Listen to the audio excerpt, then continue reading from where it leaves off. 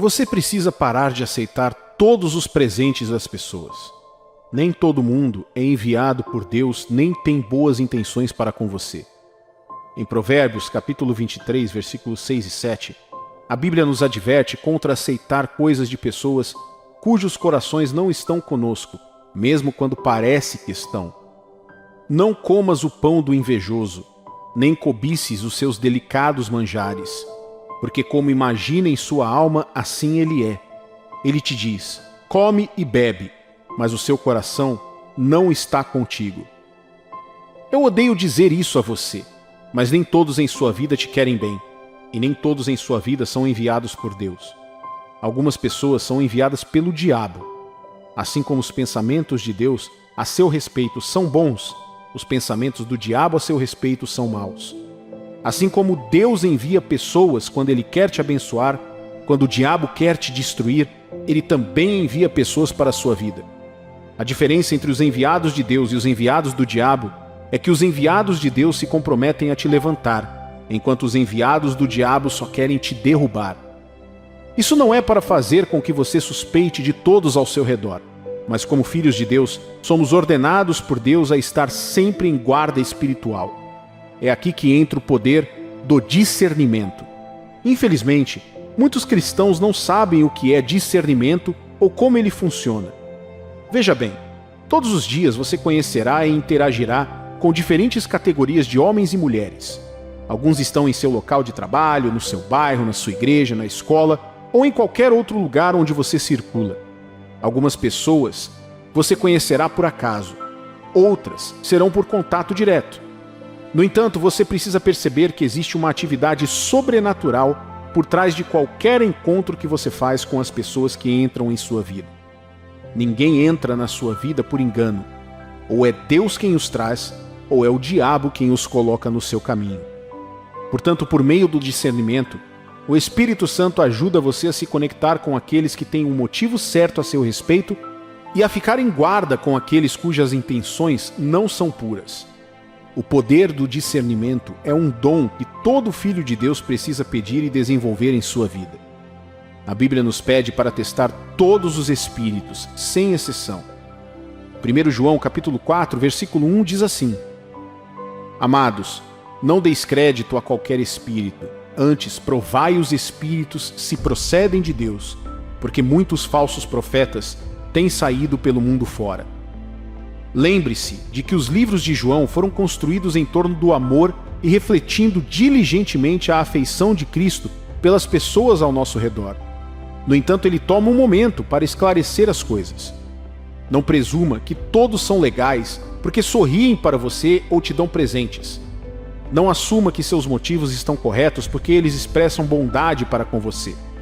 Uma das razões pelas quais dizemos às crianças para não aceitarem presentes de estranhos é porque elas podem ser atraídas e qualquer coisa pode acontecer com elas.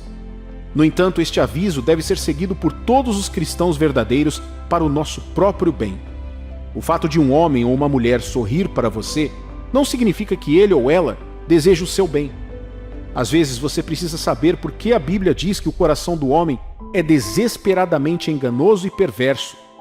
Deus não errou ao dizer isso. Ele sabia o que estava dizendo em Jeremias capítulo 17, versículo 9. Enganoso é o coração mais do que todas as coisas, e desesperadamente corrupto, quem o conhecerá? Deixa eu te dar um exemplo. Quando você confia em Deus e trabalha duro em seu local de trabalho, Deus te favorece aos olhos dos seus empregadores e você será promovido.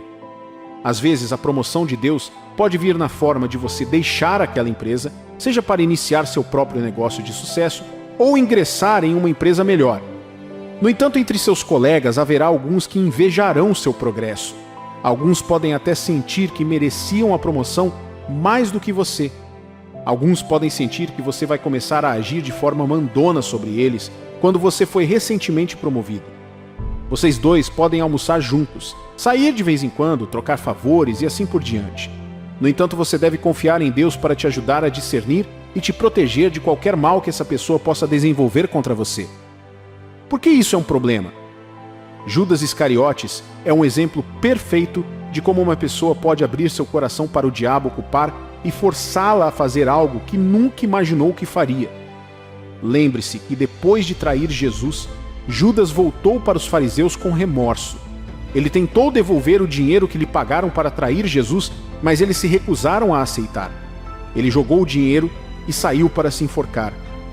Eu sei que alguém deveria trair Jesus para cumprir a profecia. No entanto, não havia nenhum nome nessa profecia. Poderia ter sido qualquer um. Judas se tornou o candidato certo porque abriu seu coração para o diabo. Por isso a Bíblia diz que Satanás entrou nele. Vejamos o que diz Lucas, capítulo 22, versículos 2 ao 6. Preocupavam-se os principais sacerdotes e os escribas em como tirar a vida de Jesus, porque temiam o povo. Ora, Satanás entrou em Judas, chamado Iscariotes, que era um dos 12. Este foi entender-se com os principais sacerdotes e os capitães sobre como lhes entregaria Jesus. Então eles se alegraram e combinaram em lhe dar dinheiro. Judas concordou e buscava uma boa ocasião de lhe o entregar sem tumulto. Eles não conseguiram encontrar uma maneira de chegar a Jesus. Então o que eles fizeram? Esperaram por uma oportunidade e a obtiveram quando alguém do círculo íntimo de Jesus se colocou à disposição. Assim como com Judas, você nem sempre pode dizer por que as pessoas podem não desejar o seu bem. Você não precisa ter a resposta para essa pergunta. Você também não precisa ofender ninguém para que eles se submetam ao diabo como ferramentas contra você. O que você precisa fazer é andar em amor, mas estar sempre alerta. 1 Pedro 5,8 diz: Sede sóbrios e vigilantes. O diabo, vosso adversário, anda em derredor como leão que ruge, procurando alguém para devorar. Uma das maneiras pelas quais Satanás pode prejudicar sua vida é por meio de presentes. Eu sei que todo mundo adora um presente, principalmente quando ele vem de alguém que você respeita e que atende a um desejo em sua vida. No entanto, você deve olhar além de suas emoções e andar no espírito. De onde vem esse presente? É de um lugar de amor ou há uma corda amarrada para tirar mais de mim? Você já viu como os pecadores usam isca e anzóis para atrair peixes para fora d'água? Sem a isca, o peixe não chega nem perto do anzol. No entanto, a isca cobre o anzol e impede que o peixe veja a pequena corda e o metal afiado atrás da isca doce. Quando o peixe chega perto e come, é o fim. Alguns presentes que entrarão em sua vida podem parecer legais, mas muitos deles são iscas. Meu pastor costumava nos dizer: você não pode comer as iguarias de alguém e depois recusar um pedido vindo dele. Alguns indivíduos inocentes se tornaram cúmplices de crimes que nunca cometeram simplesmente porque aceitaram um presente de um criminoso que não deveriam. Alguns jovens se sujeitaram a um relacionamento abusivo porque seus agressores os atraíram com bons presentes que, sem eles saberem, eram iscas do diabo. Eu determino que você, que está ouvindo esta palavra, não será vítima das iscas do diabo em nome de Jesus. Agora, como você pode identificar e ficar em guarda contra os presentes enviados pelo diabo? Caminhe no amor deve estabelecer isso primeiro. Veja, estar sempre em guarda não significa que você não deva andar em amor pelos outros. O fato de você não poder ou não aceitar as coisas de qualquer um não significa que você pare de amá-los. Nosso mandamento de Deus é amar o nosso próximo e mostrar bondade até mesmo para aqueles que nos machucam. No entanto, outro benefício do amor e da bondade é que isso mantém sua consciência limpa, mas ele se torna uma arma que Deus usa para intervir e lutar por você. O livro de Provérbios, capítulo 25, nos versículos 21 e 22 diz: Se o seu inimigo estiver com fome, dê comida a ele. Se estiver com sede, dê água, porque assim você o fará queimar de remorso e vergonha, e o Senhor Deus recompensará você. Esse é o poder do amor sendo usado por Deus para atormentar e afastar de você qualquer pessoa com más intenções. Seu maior benefício é que mantém sua consciência limpa de qualquer forma de acusação do diabo. Sendo assim, quando você for orar sobre uma oposição, Deus não verá ganância em seu coração, mas amor genuíno. Ore consistentemente. A oração é a casa de força do cristão. Dizem que um cristão que ora é um cristão poderoso, e um cristão que não ora é um cristão sem força. Lembra que eu falei sobre o espírito do discernimento? É mais provável que cresça em sensibilidade espiritual quando você é um cristão que ora, do que quando é alguém que não ora. Você não pode continuar dormindo e comendo enquanto seu espírito está ficando magro e depois esperar que ele seja sensível aos perigos ao seu redor. Você precisa se fortalecer por meio da oração e do jejum. Deixe Deus ver você andando em amor e declarando sua dependência dele por meio de sua oração. Isso o atrairá para a sua situação e evitará que você caia na armadilha do maligno contra você. Quando você deixa Deus lutar por você, ele expõe as más intenções daqueles ao seu redor e também evita que você caia nas mãos deles. Desenvolva autocontrole. Saiba quando e como dizer não. Pare de dizer sim para tudo e para todos. Ao testar todos os espíritos, aprenda a se afastar das coisas gratuitas e da ganância. Sim, presentes são ótimos, mas se não conseguir controlar seus desejos por eles, você se tornará presa do diabo. O autocontrole é um dos frutos do Espírito. Se você aprender a confiar em Deus para atender às suas necessidades, em vez de olhar para as pessoas, é menos provável que seja vítima dos presentes do inimigo. Essas 3 chaves te ajudarão a desenvolver um lugar mais seguro para si mesmo na vida. Aprenda a apreciar as pequenas coisas ao seu redor como presentes de seu Pai Celestial, enquanto continua confiando nele e agradecendo antecipadamente pelas bênçãos que ainda virão. Eu oro para que esta mensagem tenha abençoado você hoje. Confie em Deus para trazer as pessoas certas até você. Você precisa de pessoas em sua vida, mas não para validação ou simplesmente para aceitação. O próprio Deus já ama e aceita você. Ele demonstrou isso através do sacrifício do seu único filho, Jesus, por nossos pecados.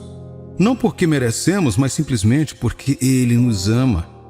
Romanos capítulo 5, versículo 8 diz: Mas Deus demonstra seu próprio amor por nós nisto: sendo nós ainda pecadores, Cristo morreu por nós.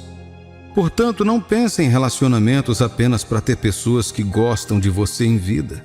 A vida é mais profunda do que isso. Você sabia que alguém pode estar trilhando um caminho destrutivo na vida e ainda estar cercado por pessoas que são como eles? Isso pode induzi-los a pensar que, por terem pessoas que entendem o que estão fazendo, isso os valida e nada mais importa. Isso me lembra o que Jesus disse em Mateus capítulo 15, versículo 14, em um dos seus ensinamentos sobre os fariseus e mestres da lei de sua época. Deixe-os, são guias cegos. Se um cego guiar outro cego, ambos cairão na cova. Não importa quantas pessoas você tem ao seu redor, se todos estiverem no caminho errado, terminarão no destino errado.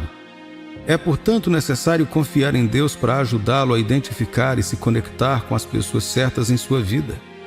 Há tantos benefícios, numerosos demais para contar, em ter as pessoas certas em seu círculo. Muitas vidas são arruinadas não porque os indivíduos que fazem parte delas são necessariamente pessoas más, mas a ruína acontece porque pessoas erradas influenciam essas vidas. Olhe ao seu redor. Será que as pessoas em sua vida refletem o tipo de futuro que você deseja ter em Deus? Não estou falando sobre ganhar dinheiro ou ter contatos com pessoas importantes. Você pode ter períodos em sua vida em que precisa desses contatos, mas é preciso enxergar além disso. Por exemplo, você pode considerar um relacionamento valioso porque ele te ajuda a atender às suas necessidades materiais, mas depois descobre que isso contribui para o seu afastamento da fé. Veja, a coisa mais importante para o cristão é sua fé. Sem fé, um cristão não pode fazer nada. Sem fé, um cristão não pode viver a vida que Deus quer que ele viva. Sem fé, um cristão não pode entrar no reino de Deus. Sem fé, um cristão não é um cristão. Hebreus capítulo 11, versículo 6 diz: E sem fé é impossível agradar a Deus, porque quem dele se aproxima precisa crer que ele existe e que recompensa aqueles que o buscam com fervor. Você pode ter muitas coisas neste mundo quando se curva ao diabo. Lembre-se de que Satanás disse a Jesus que daria tudo o que este mundo pudesse oferecer se ele apenas se curvasse diante dele em adoração. Ele reconheceu que todas essas coisas estavam em seu poder para dar a quem ele desejasse. É o que Mateus capítulo 4, versículo 9 relata. Tudo isso te darei, disse ele, se prostrado me adorares. Claro, Jesus recusou e o repreendeu. No entanto, esta é uma indicação clara de que ser bem-sucedido de acordo com o padrão deste mundo não requer necessariamente fé em Deus. Há muitas celebridades e pessoas ricas na terra hoje que nunca se curvaram a Jesus. Há muitos indivíduos indo bem em seus negócios e carreiras por meio do seu próprio poder e outros meios errados. No entanto, você precisa entender que a vida está além dessas aquisições físicas. Quando Deus abençoa uma pessoa, Ele o faz completamente. Não há arrependimento subjacente ou repercussão destrutiva esperando para acontecer. E, acima de tudo, você tem uma esperança eterna em um relacionamento com Deus por meio de Jesus Cristo. Por que é importante ter as pessoas certas em sua vida? Veja, todos os dias você está vivendo uma parte da história da sua vida. Uma página de cada vez. Para esta história, Deus tem um plano para você viver, mas seu inimigo, o diabo, também tem planos para você. O plano que você vive até deixar este mundo determinará seu destino eterno, o céu ou o inferno. Mas Deus tem um propósito especial para colocar você aqui, independentemente do que você esteja passando ou possa ter passado. Seus planos são bons e perfeitos para você e todos os dias é sua intenção realizá-los em sua vida. Portanto, o roteiro com o qual você se alinha, seja o de Deus ou do diabo, influenciará muito o resultado final de sua vida. Não queira olhar para trás e desejar ter ouvido todos os conselhos e oportunidades disponíveis que surgirem em seu caminho e perder a chance de se agarrar a eles. Não queira olhar para trás e desejar nunca ter conhecido algumas pessoas que causaram tanto dano a você. Esta é a razão pela qual Deus está trazendo esta mensagem para você hoje. Por favor, não perca esta valiosa oportunidade. Deus nos criou para conexões valiosas. Desde o dia em que nasceu até o dia em que morrerá, você precisará de pessoas para ajudá-lo a passar de uma fase da vida para outra. Cada uma dessas pessoas contribuirá direta ou indiretamente em sua vida. Alguns podem vir acidentalmente, enquanto outros podem estar lá intencionalmente. Alguns podem passar temporariamente, enquanto outros podem permanecer por mais tempo. Seja qual for o tipo, um dos seus maiores trunfos na vida deve ser ter as pessoas certas em sua vida. Deixe-me dar diferentes exemplos do valor das pessoas certas em sua vida, bem como o efeito das pessoas erradas também. Cada pessoa impactante que Deus usou na Bíblia teve uma ou mais pessoas influentes em suas vidas, que as ajudaram a encontrar seu caminho, não só no destino, mas também em Deus. Você não pode falar sobre Esther sem falar de Mordecai, seu tio. Você não pode falar sobre Ló se tornando um grande homem sem Abraão, seu tio. Na verdade, mesmo depois de os dois se separarem, ainda encontramos Abraão intercedendo por sua segurança quando Deus estava para destruir Sodoma e Gomorra. Podemos falar sobre a vida de Davi sem mencionar seus poderosos guerreiros que ficaram com ele na caverna quando ele não tinha nada, até se tornar rei de todo Israel?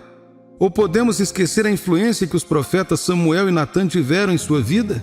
Natã, por exemplo, foi fundamental para o arrependimento de Davi quando ele pecou com Batseba e matou o marido dela, Urias. E veja José, certa vez quando seu pai o enviou para procurar seus irmãos pela última vez antes de ser vendido como escravo, ele estava perdido, vagando sozinho pelos campos, quando um completo estranho o encontrou e lhe deu instruções para encontrar seus irmãos.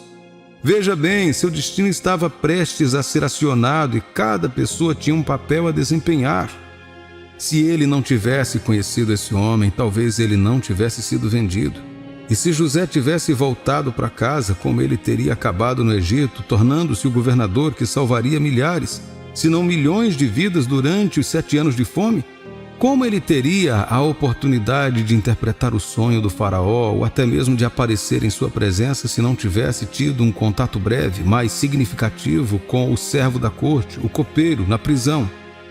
Eliseu teve Elias. Elias tinha a viúva de Sarepta que o alimentou durante a fome. Eliseu também tinha um casal que apoiava seu ministério com seus recursos. Por fim, nosso Senhor Jesus, que é o nosso exemplo perfeito. Quando ele andou na terra, mesmo sendo Deus, ele ainda se certificou de que, além da multidão que o seguia, ele tinha um grupo certo de pessoas ao seu redor. Ouça, nosso Senhor Jesus foi bom.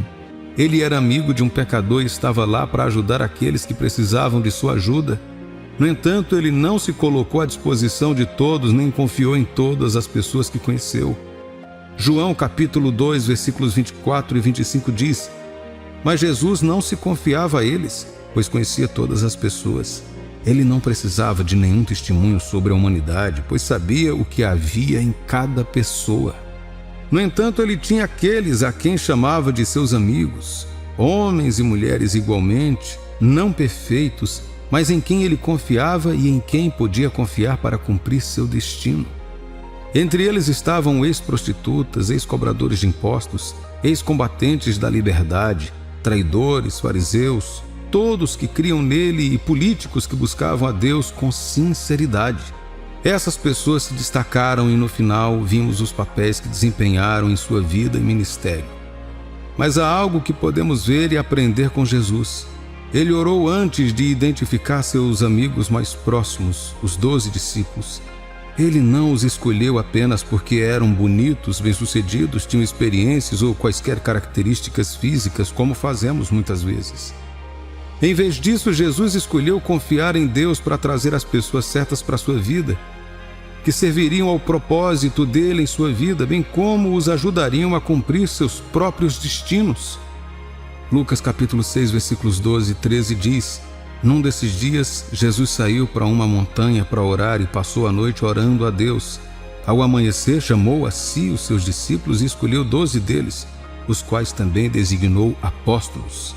Por meio de suas orações, Jesus não estava apenas declarando sua confiança em Deus para trazer as pessoas certas, mas também para guiá-lo até elas.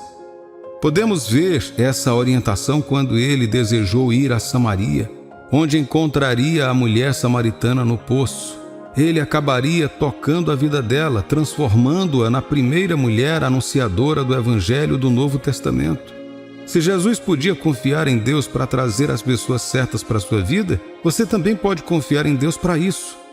Você é filho de Deus e é seu desejo vê-lo seguro e realizado. E para isso ele posicionará as pessoas certas nas diferentes fases da sua vida. Alguns para orientar e corrigir, alguns para ensinar, alguns para confortá-lo e encorajá-lo, alguns para defender e ficar ao seu lado, e outros para lhe fazer companhia até que você se torne tudo o que foi ordenado a ser. Você não pode fazer tudo sozinho. Portanto, confie em Deus para trazer as pessoas certas para a sua vida e ajudá-lo. Peça a Ele que lhe dê um coração perspicaz para poder reconhecê-los quando eles vierem. Uma grande característica dessas pessoas é que elas irão ajudá-lo a buscar a Deus, aproximar-se dele e apoiá-lo no cumprimento do seu propósito de vida dado por Deus. Você perde muito se não tiver essas pessoas. Portanto, é muito importante que você confie em Deus para trazê-las até você. Elas podem não ter o que você acha que precisa no momento por causa de onde estão ou de sua aparência. Mas confie em Deus. Ele sabe o que está fazendo. No final das contas, as pessoas certas trarão o melhor de você, deixando-o mais forte e melhor em Deus do que quando o conheceram. Deixe Deus te guiar, meu amigo. Você precisa das pessoas certas em sua vida. Eles tornarão sua jornada mais fácil e tranquila. Qualquer pessoa com quem você passa seu tempo terá um impacto no tipo de vida que você vive. Existem pessoas que Deus já ordenou que cruzassem seu caminho e o ajudassem a cumprir seu destino. Pessoas com boa moral que irão inspirá-lo, desafiá-lo e torná-lo melhor. As pessoas certas já estão alinhadas, mas aqui está a chave. Se você está passando tempo com as pessoas erradas, nunca encontrará as certas.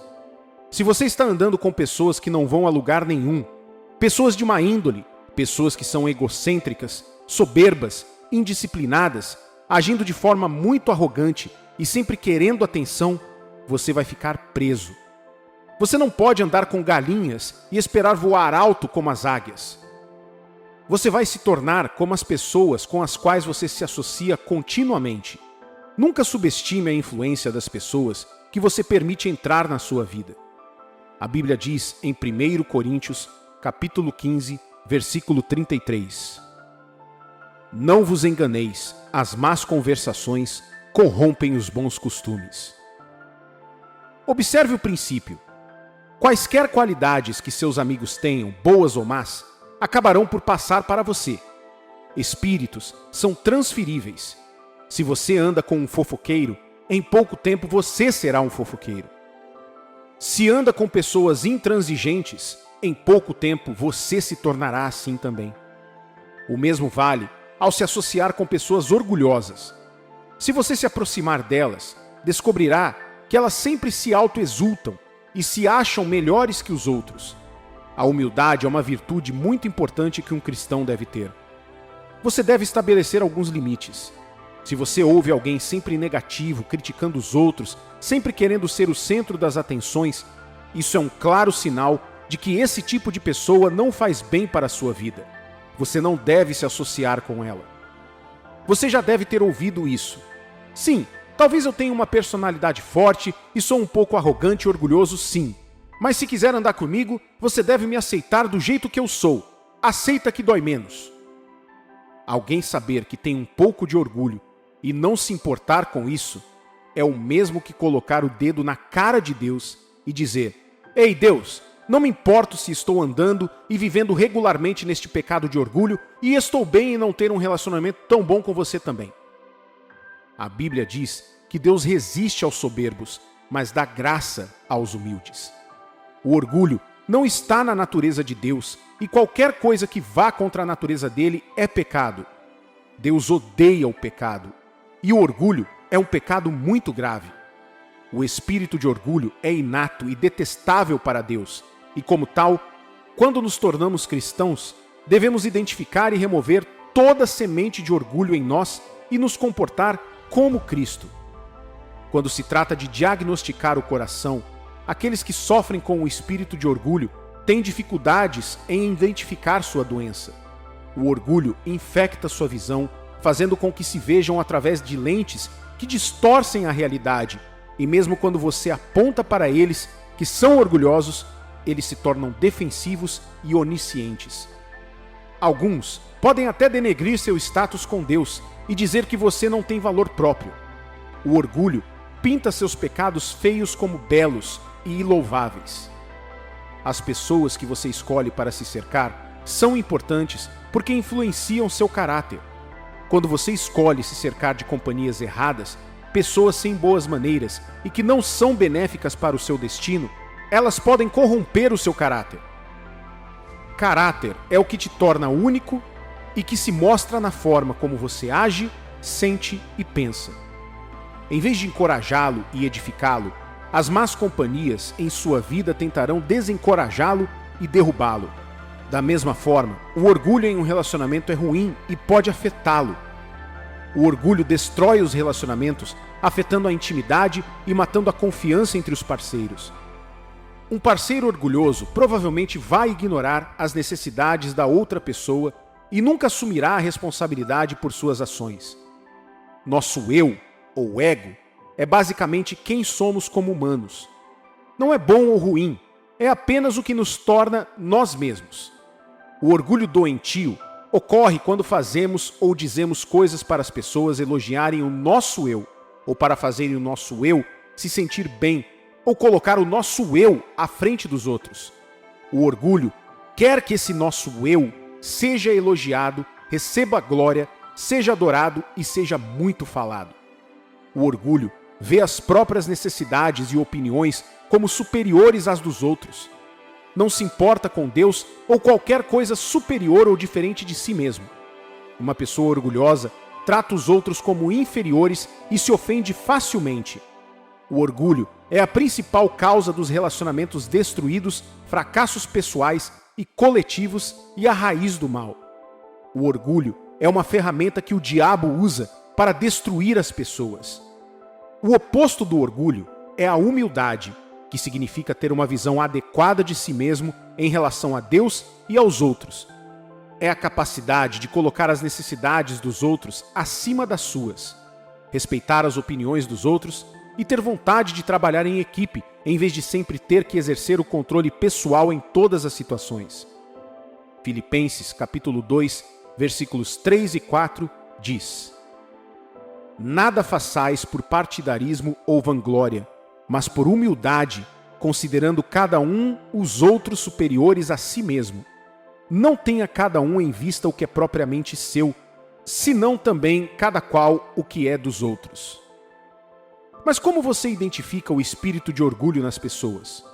Geralmente, pessoas orgulhosas pensam que são humildes. Um dos sinais de orgulho é se recusar a admitir sua luta contra ele. Portanto, chamar a si mesmo de humilde é uma falsa humildade.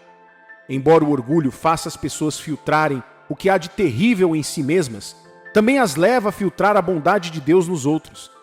Elas os peneiram, deixando apenas suas falhas caírem em sua percepção. Ao ouvir uma pregação ou estudar uma passagem da Bíblia, é o orgulho que provoca a terrível tentação de pular a cirurgia do espírito em seu coração e, em vez disso, redigir uma postagem mental em um blog ou planejar uma conversa em potencial para as pessoas que realmente precisam ouvir isso, como se elas precisassem ser corrigidas. Quando o orgulho vive em alguém, essa pessoa está muito mais preocupada com a percepção dos outros sobre ela. Ela luta contra os pecados que afetam a maneira como os outros os veem e fazem as pazes com aqueles que ninguém vê. Ela tem grande sucesso em áreas de santidade que têm responsabilidade altamente visível, mas pouca preocupação com a disciplina necessária. Já a humildade se aproxima de Deus com a segurança em Cristo Jesus. Se faltar o humilde ou a segurança nessa equação, o coração pode muito bem estar infectado pelo orgulho. Algumas pessoas não têm falta de intrepidez diante de Deus, mas se não forem cuidadosas, podem esquecer que Ele é Deus. Alguns, em sua grande alegria diante de Deus, não têm considerado o suficiente por esta regra, escrita no livro dos Salmos, capítulo 2, versículo 11, que diz: Servi ao Senhor com temor e alegrai-vos nele com tremor. Alguns podem não sentir confiança diante de Deus, o que soa como humildade, mas na realidade é outro sinal de orgulho. Nesses momentos, eles estão testificando que acreditam que seus pecados são maiores do que a graça de Deus. Pessoas orgulhosas estão famintas por atenção, respeito e bajulação em todas as suas formas. Talvez soem como se vangloriando sem vergonha de si mesmas. Talvez seja não conseguirem dizer não a ninguém porque precisam ser requisitadas. Talvez pareçam uma sede obsessiva de casamento, ou fantasiar sobre um casamento melhor porque estão com fome de serem bajulados. Talvez pareça estar sendo perseguida pelo desejo do carro certo, ou da casa certa, ou do título certo no trabalho, tudo porque buscam o elogio que vem dos homens quando conseguem essas coisas. O orgulho prefere algumas pessoas a outras. Ele honra aqueles que o mundo considera dignos de honra, dando mais peso às suas palavras, desejos e necessidades, sempre pensando que já sabe de tudo ou que sabe mais do que os outros. O orgulhoso pensa que sua posição é tão alta que ele não pode recolher o lixo, ajudar na limpeza ou servir aos outros. Somente quando o Espírito de Deus está se movendo, já os humilhando, as pessoas afligidas com o espírito de orgulho podem remover as lentes da soberba de seus olhos e ver a si mesmas com clareza. Pela graça de Deus, podemos nos voltar mais uma vez para o glorioso Evangelho, no qual nos firmamos, e fazer muito disso por meio da identificação do orgulho dentro das pessoas que encontramos. Podemos apenas apontar seu espírito orgulhoso e pedir a Deus que lhes mostre o que precisam fazer. Aproximar-se demais ou envolver-se em tal espírito também pode prejudicá-lo, e antes que perceba, você também estará exibindo alguns dos atributos de um espírito orgulhoso. O apóstolo Paulo nos adverte em 2 Coríntios, capítulo 6, versículo 14. Não vos ponhais em julgo desigual com os incrédulos, porquanto, que sociedade pode haver entre a justiça e a iniquidade? Ou que comunhão da luz com as trevas? Não estar em julgo desigual significa que você não deve se associar com ninguém que não viva para Jesus ou não exiba o estilo de vida dele e se envolver em qualquer tipo de relacionamento íntimo ou parceria com alguém que não deixa Deus ser o centro de suas vidas acabará por levar à sua morte. Como um verdadeiro cristão, você é chamado para ser luz, uma fonte de luz e radiância, e como tal, você não deve ter nada em comum, nenhuma forma de parceria e comunhão com as trevas, sejam formas físicas ou morais de sombra. O livro de Mateus, capítulo 11, versículo 29 diz: Tomai sobre vós o meu jugo e aprendei de mim, porque sou manso e humilde de coração, e achareis descanso para a vossa alma. Isso não é lindo?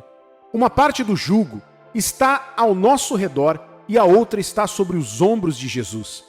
Por meio de seu jugo, sentimos sua atração, sua orientação e seu caráter. Seu jugo é o que nos conduz, nos sensibiliza e nos liga a ele. Estar sob o jugo de Jesus nos torna parceiros com ele na restauração da criação de Deus em todas as esferas da vida. Quando Paulo nos diz para não nos colocarmos em jugo desigual e evitar pessoas com espírito orgulhoso em locais de trabalho, ambientes sociais ou relacionamentos, ele está nos alertando para não nos envolvermos em compromissos que nos impeçam de fazer o trabalho que Jesus tem para nós ou que nos impeçam de trabalhar sob o jugo de Jesus. Por exemplo, se os ditames de um compromisso de trabalho o levam a falar mal dos clientes, enganar os funcionários, abusar dos colegas de trabalho, poluir o meio ambiente ou algo assim, então você foi subjugado a uma violação de seus deveres como servo do reino de Deus. Estar sob o jugo de Jesus leva você a trabalhar para reconciliar e renovar o mundo à luz dos ensinamentos de Deus sobre amor e humildade. Estar em jugo desigual com pessoas orgulhosas, portanto, é estar em uma situação ou relacionamento que o prende às decisões e ações de pessoas que têm valores e propósitos incompatíveis com os valores e propósitos de Jesus.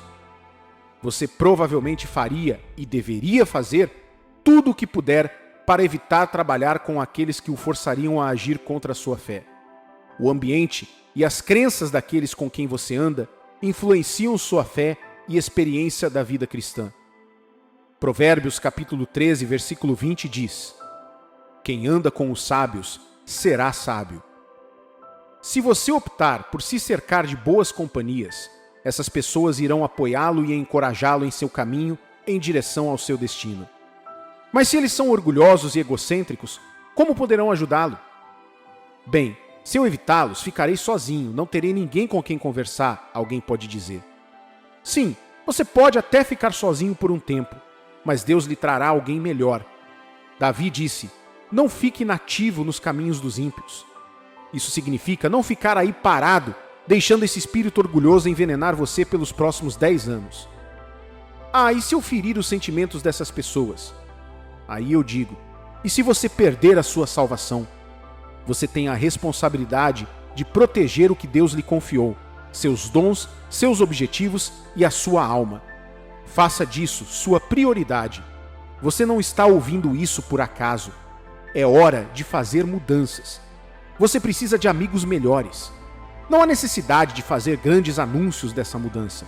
Apenas vá se distanciando aos poucos. Passe cada vez menos tempo com eles. Lembre-se deste princípio. Se você não se livrar das pessoas erradas, nunca encontrará as pessoas certas. Portanto, avalie regularmente suas amizades. Certifique-se de estar perto de pessoas da luz, pessoas que o inspiram e o tornam melhor. Deus sabe quem deveria estar em sua vida e quem não deveria. Sempre confie em Deus para trazer as pessoas certas para a sua vida enquanto você segue em frente para cumprir o seu destino. Considere isso como uma instrução e um aviso do amor de Deus por você. Hoje vou compartilhar o porquê você precisa aprender a não aceitar todos os presentes, porque assim como Deus, Satanás também dá presentes. Quando faz, acredite em mim, nunca acaba bem para o receptor. Um dos maiores desejos de cada pessoa é receber valor ou coisa valiosa em nossas vidas. Esses valores podem advir de coisas que adquirimos como resultado de nosso esforço ou trabalho. Por exemplo, prêmios de reconhecimento, colheitas da terra de um agricultor, salário ou lucro no final de um ciclo de negócios e assim por diante. E eles também podem vir de coisas que nunca previmos ou fizemos para nós mesmos. Apenas as ações de outras pessoas para nós. Por exemplo, presentes, favores, promoções e assim por diante. Percebi que, embora amemos o primeiro, temos desejos pelo segundo, especialmente no fundo de nossos corações. Podemos não dizer isso em voz alta, mas às vezes podemos desejar seguir algumas coisas sem ter que abrir mão das que já temos. Desejamos encontrar alguns favores sem sequer pedir ou pagar a ninguém por isso. Já ouvi pessoas dizerem coisas como: gostaria de receber uma ligação para me informar que acabei de receber uma grande soma de dinheiro em herança. Ou que alguém apenas sentiu vontade de dar algo que iria me surpreender e tornar minha vida melhor de alguma forma. Presentes são ótimos e isso é verdade. Na verdade, a Bíblia nos diz que Deus sempre deseja dar boas dádivas a seus filhos. Tiago capítulo 1, versículos 16 e 17 diz: não vos enganeis, meus amados irmãos, toda boa dádiva e todo dom perfeito são lá do alto, descendo do Pai das luzes, em quem não pode existir variação ou sombra de mudança. Por favor, observe que os dons que Deus dá são chamados de bons e perfeitos, o que significa que qualquer dom nos quais Ele não esteja envolvido seriam opostos, ou seja, ruins e imperfeitos ou prejudiciais para você. A coisa sobre os dons de Deus é que eles podem ser qualquer coisa. Deus pode lhe dar diretamente, talvez espiritualmente ou fisicamente, por meio de pessoas. E porque Satanás sempre gosta de copiar tudo que Deus faz, ele usa os mesmos métodos. Quando Satanás dá um dom a alguém, ele pode implantá-lo espiritualmente em você por um meio ou outro, ou enviá-lo à sua vida por meio das pessoas. No entanto, a diferença entre os dons de Deus e os dons do diabo é clara. Os dons de Deus vêm para tornar sua vida melhor, mas os dons de Satanás são para destruí-los aos poucos. Provérbios capítulo 10, versículo 22 diz: a bênção do Senhor enriquece e com ela ele não traz desgosto. Não é de admirar que Jesus se referisse ao diabo como o ladrão que vem sem nenhuma boa razão a não ser roubar, matar e destruir. Enquanto Jesus vem para dar vida, Satanás vem para roubar sua vida. Portanto, você, o cristão, precisa aprender algo hoje. É correto aceitar todos os presentes de todas as pessoas. É saudável para a minha vida e destino sempre aceitar tudo o que me é dado. Agora você deve entender que, como cristão, você é diferente. Sua maneira de pensar, escolhas e desejos estão todos sujeitos a Cristo. Para você, Cristo é mais do que um Salvador sozinho. Ele também é Senhor e Mestre, portanto você só vive de acordo com o que Ele aprova e nada menos. É por isso que o Filho de Deus fica ligado a Deus por meio do Espírito Santo, que guia suas ações e escolhas. Seus sentimentos ou os sentimentos das pessoas com quem lidam não conduzem o Filho de Deus. Em vez disso, o Espírito de Deus os guia.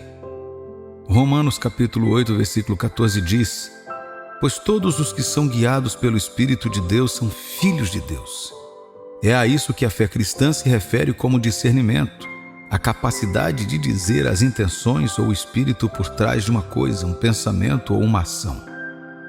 Você sabia que sem a ajuda do Espírito Santo você pode acabar aceitando um presente destinado a destruí-lo, acreditando que é de Deus e não sabendo que é obra de Satanás? Isso é verdade. É isso que queremos dizer quando dizemos que alguns dons não são dons, mas maldições. Eles não são maldições apenas quando alguém fala algo maldoso sobre eles a nosso respeito, mas também quando não devem estar em nossas mãos ou quando devem nos enredar. Você já viu alguém em algum lugar que foi implicado e enviado para pagar por um crime que não cometeu simplesmente porque aceitou um presente dos verdadeiros criminosos? Por causa dos presentes que receberam, não puderam provar que não eram cúmplices do crime. Um simples presente de aparência inofensiva pode ser o suficiente para arruinar a reputação de uma boa pessoa quando vem de um coração que não tem nada além da maldade planejada para você. Sim, Deus pode livrar, mas Ele quer que você também aprenda a saber quando dizer não sem olhar para trás. Sim, existem necessidades em sua vida e alguns desses presentes, honestamente, podem parecer as respostas de que você precisa para acabar com a vergonha e a reprovação com os quais está lidando. No entanto, você precisa confiar em Deus para ajudá-lo a ver além do momento e descobrir o custo desse presente a longo prazo. Você sabia que o tipo de bênção que Deus lhe prometeu é tal que ninguém tomaria a glória senão Ele mesmo? Deus quer ser aquele a quem todos os louvores devem ir, ninguém mais. E para que isso aconteça, você precisa aprender a conhecer as pessoas que Ele está usando e as falsificações ou destruidores que Satanás pode trazer. Podemos aprender algo com 3 personagens da Bíblia sobre essa questão de saber quais presentes receber e quais não receber. O primeiro é Abraão, o segundo é Geazi e o terceiro é Jesus, nosso exemplo perfeito. Por favor, observe que eu já mencionei anteriormente que o que torna um presente uma maldição não é o encantamento por trás dele apenas contra você, mas também a intenção e o dano a longo prazo que ele pode trazer para você em sua posse, entre outras coisas. Veja bem, uma pessoa pode envenenar uma refeição e trazê-la para você como um presente de algum tipo, e na bondade do seu coração, você a recebe com gratidão, assim como diz a Escritura. Então você poderia receber esse presente sem receber nenhum sinal confuso de Deus, mesmo que seja um presente perigoso para você. Mas você sabia que, por causa da aliança de Deus com você, seu filho, e a pureza do seu coração, esse veneno pode não funcionar na sua vida? Ele disse em Marcos capítulo 16, versículo 18, que estes seriam um dos sinais que acompanhariam aqueles que realmente acreditam e o seguem. Pegarão em serpentes, e se alguma coisa mortífera beberem, não lhes fará mal. Se impuserem as mãos sobre enfermos, eles ficarão curados. E isso é verdade porque confirma o que Deus disse em Isaías capítulo 56, versículos 16 e 17. Eis que eu criei o ferreiro, que assopra as brasas no fogo e que produz a arma para o seu devido fim. Também criei o assolador para destruir. Toda arma forjada contra ti não prosperará. Toda língua que ousar contra ti em juízo, tu a condenarás. Esta é a herança dos servos do Senhor e o seu direito que de mim procede, diz o Senhor. Certa vez Abraão foi à guerra para resgatar seu sobrinho Ló das mãos de 4 reis que se uniram contra Sodoma e Gomorra, onde Ló vivia na época, para invadi-la e subjugá-la. Deus deu a vitória a Abraão e ele foi capaz de derrotar aqueles reis. Ele voltou com muitos despojos e vitória para o povo de Sodoma e Gomorra. Observe que Abraão não estava fazendo isso porque alguém pediu, mas por causa do seu amor pelo Senhor e por seu sobrinho. Quando eles voltaram, o rei de Sodoma pediu a Abraão com gratidão que levasse quantos despojos ele quisesse. Uma oferta que Abraão recusou abertamente por um motivo. Ouça o que ele disse em Gênesis capítulo 14, versículos 22 a 24. Mas Abraão lhe respondeu: levanto a mão ao Senhor, o Deus Altíssimo, o que possui os céus e a terra, e juro que nada tomarei de tudo que te pertence, nem um fio, nem uma correia de sandália, para que não digas: eu enriqueci Abraão.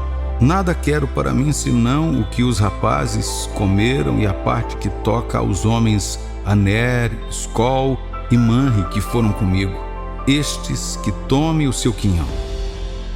Abraão conhecia a Deus e com a ajuda dele ele também aprendeu como as pessoas que não conheciam a Deus agiriam. Deus havia prometido a ele riqueza e grandeza e parecia ser uma maneira fácil de chegar lá. No entanto, Abraão recusou porque se ele fosse rico seria da obra de Deus em sua vida e não dos despojos de guerra de uma nação que não temia a Deus. Em vez disso, ele educadamente recomendou os seus amigos. Uma razão pela qual muitos cristãos se tornam escravizados por falsos presentes é a ganância. Quando você não vence a ganância, ela o escraviza a pessoas e coisas com as quais você não tem nada a ver. Você sabia que pode perder sua honra porque não subjugou sua fome por posses e outras coisas materiais desta vida? Muitas pessoas não são mais levadas a sério porque permitiram que a ganância por presentes as cegasse quando deveriam ser mais sábias. Geazi é outro bom exemplo do qual podemos aprender. O que fez do presente de Naamã a Eliseu uma maldição para ele foi simples. Não era sua hora de começar a receber presentes de ninguém, e por isso não pertencia a ele. Talvez essa tenha sido uma configuração para provar seu foco no que mais importa. Se Eliseu fosse realmente seu mestre, então ele deveria rejeitar qualquer coisa que seu mestre rejeitasse. Mas infelizmente Geazi não tinha controle sobre sua ganância e foi atrás da carruagem de Naamã. Mentiu contra seu mestre e recolheu os presentes. Ele não sabia que estava voltando para casa com uma maldição. A lepra que havia deixado Naamã não apenas recaiu sobre ele, mas também sobre sua geração depois dele. Presentes, meu amigo, especialmente aqueles de incrédulos que abertamente renunciam a Deus ou não respeitam sua fé, devem ser apreciados. Mas você deve ter cuidado com eles e saber quando dizer não. Isso vai te salvar de muitas coisas. A Bíblia nos diz que Satanás prometeu dar a Jesus os reinos e a riqueza deste mundo se ele se curvasse a ele, submetendo seu senhorio a ele. Claro, Jesus sabia melhor e respondeu o diabo. Ele sabia que por trás de tudo que Satanás dá, há algo ligado a isso. Além disso, Jesus sabia que esse presente não era o que Deus havia planejado para ele, assim como Abraão fez. Sua maior bênção seria a honra de morrer naquela cruz e ser elevado à glória, algo que nunca aconteceria se ele aceitasse a oferta de Satanás. Além disso, quando ele estava enviando seus discípulos para pregar, Jesus lhes falou sobre receber presentes das pessoas. Ele disse: um trabalhador é digno de seu salário. No entanto, antes de dizer isso, ele disse a eles para se certificarem de que haviam verificado algo em qualquer casa de onde receberiam algo. Ele o chamou de Filho da Paz. Se o Filho da Paz estivesse lá, eles deveriam ficar e aceitar o que fosse dado. Mas se não estivesse, eles deveriam partir imediatamente, não importa o quanto precisassem do presente ou quão bonito parecesse. Lucas capítulo 10, versículos de 5 a 7 diz: ao entrardes numa casa, dizei antes de tudo: paz seja nesta casa. Se houver ali um filho da paz, repousará sobre ele a vossa paz. Se não houver, ela voltará sobre vós. Permanecei na mesma casa, comendo e bebendo do que eles tiverem, porque digno é o trabalhador do seu salário. Não andeis a mudar de casa em casa. Uma tradução diferente diz: se alguém que promove a paz está lá. Você não deve abrir sua vida para receber coisas de lugares onde não há paz para você. É por isso que você não deve deixar que seus olhos ou ouvidos o enganem. Sempre fique em alinhamento com o Espírito de Deus dentro de você. Jesus prometeu que Ele o guiará pelo Espírito Santo em toda a verdade, incluindo os motivos das pessoas a seu respeito. Ele é um revelador de segredos. Confie e se submeta a Ele para revelar as coisas que você precisa saber para você. Ao fazer isso, você receberá as bênçãos e não maldições em sua vida. Ame todas as pessoas, mas seja sensível o suficiente para recusar educadamente certos presentes quando o Espírito de Deus lhe disser e quando eles estiverem ligados a repercussões dispendiosas em seu destino.